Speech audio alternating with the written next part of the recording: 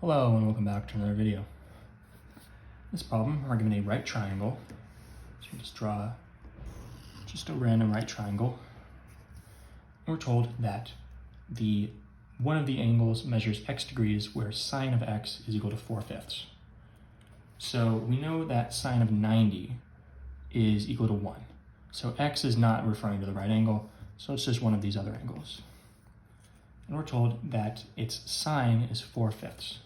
So that means the sine refers to the opposite over the hypotenuse.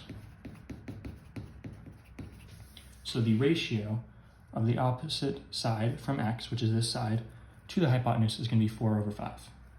So we don't know what the actual numbers are, but if we say this is 4y and this is 5y, where y is just some number that we don't know yet, the sine is equal to 4y divided by 5y. The y's cancel and you just get 4/5.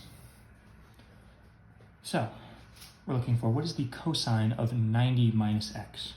What does 90 minus x represent in this situation? Well, if we're looking for this angle, let's just call this angle z for now. We know that the sum of the angles of a triangle is 180 degrees. So x plus z plus 90, that right angle, is equal to 180 degrees, right?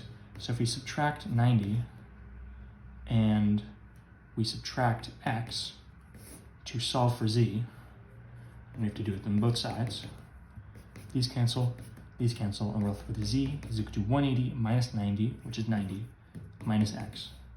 So the value of this angle z is 90 minus x, okay? So when we're asked what is the cosine of 90 minus x, well, cosine equals adjacent over hypotenuse. What does this mean for this angle?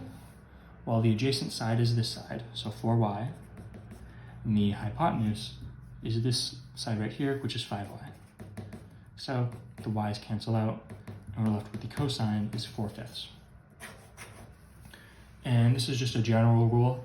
The sine of x is always equal to the cosine of 90 minus x, no matter what the value actually is. But what is cosine of 90 minus x? 4/5 is your final answer. As always, thank you for liking and subscribing, and I'll see you in the next video.